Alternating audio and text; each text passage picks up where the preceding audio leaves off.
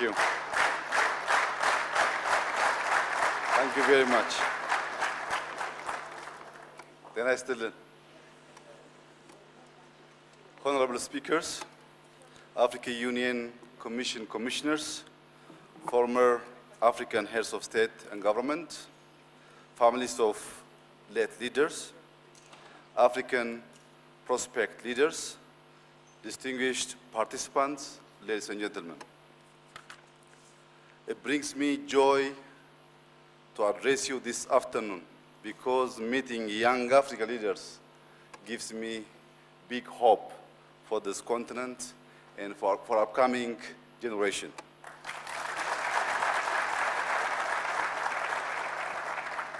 Young African leaders, Africa's journey to prosperity is inevitable. Many things are working in Africa's favor. By 2030, 40% of global youth will be African. The next generation of African and global leaders is sitting among us, you and you.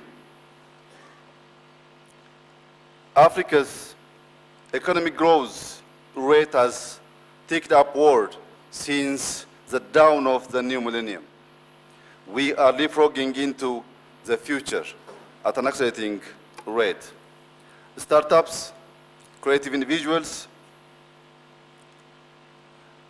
and innovations are flourishing in Africa.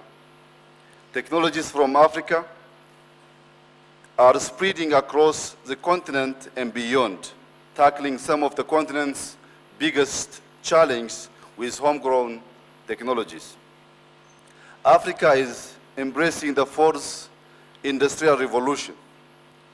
We recently held the Pan-African Artificial Intelligence Conference and developed strategies for achieving sustainable development through harnessing the power of emerging technologies. Continuing the favorable economic trajectory requires structural transformation of our economies. Diversifying production, increasing trade and competitiveness, and shifting from our role as producer of raw materials to higher value-added production by accelerating industrialization will create prosperous nations. African resources are abundant. We hold a considerable proportion of the world's natural resources, both renewable and non-renewable. Our assets are more than our liabilities. However, our economic sovereignty has been caught in a vicious cycle of lack, and our state autonomy has been vulnerable to interference. Lack of care, malnutrition, and unemployment have been challenging for years. We need to be innovative and skilled in meeting globalization challenges. African governments are charting development pathways. For instance, Ethiopia reduced poverty, increased literacy, and now has started paving the way to ensure food sovereignty. Through Green Legacy, Ethiopia is pursuing self-reliance and green diplomacy. Green Legacy focuses on boosting afforestation, sequestering carbon from the atmosphere, improving the livelihoods of citizens, and promoting green behavior. I invite you all to work together to forge a new system of green development and green behavior. Green is not only beautiful, but also grounded and stable. We need grounded leaders and a stable system in our continent, Africa. Another self-reliance initiative we are pursuing is our wheat production program. As a result, the country is on track to begin exporting wheat to our neighbors. .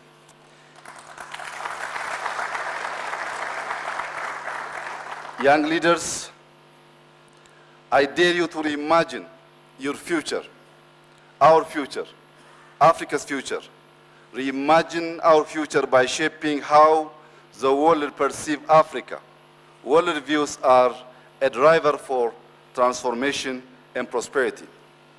What we speak to Africa echoes back. Let us no longer talk of deprivation and lack, but abundance, success, and hope. Radiating a positive energy is very important for upcoming generation. Excellencies, ladies and gentlemen, let's claim our achievements.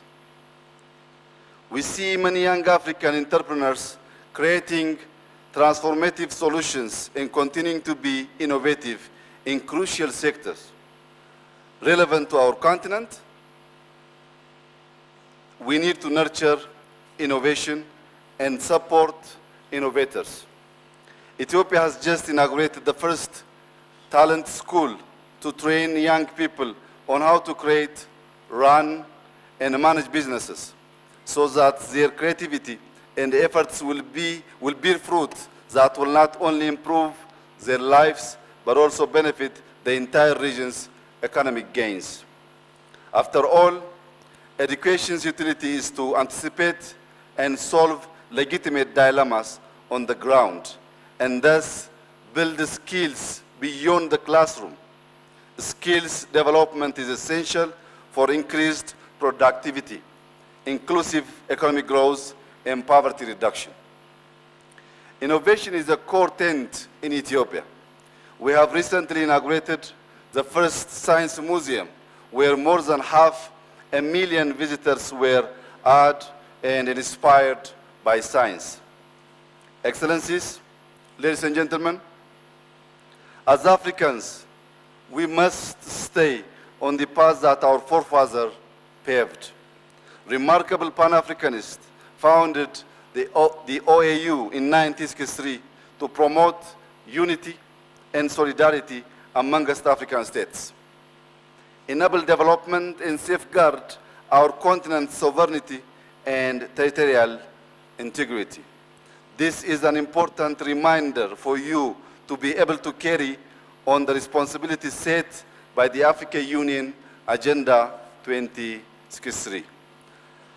I want to assure you that Ethiopia is highly committed to working with the African Union to implement the Youth Summit decisions. I warmly congratulate former leaders and families of the founders of the OAU for the well-deserved special award.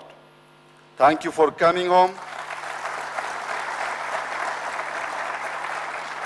Thank you for coming home to inaugurate the first African Youth Leaders Conference. I declare the first African Youth Leaders Summit officially closed. I thank you and God bless you all. Thank you.